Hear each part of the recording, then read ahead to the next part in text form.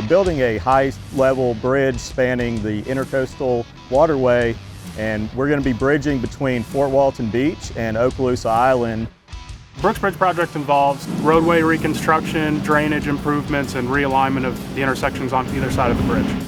We got 4 existing lanes. We're going to build all of westbound first, then come back and demo eastbound and put everybody on eastbound and open the whole project up.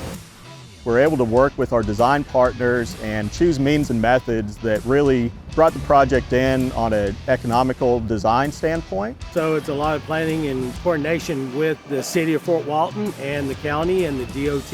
And at the end of the project, when we're complete, we'll be able to provide better traffic patterns, better pedestrian accommodations for the local community out here.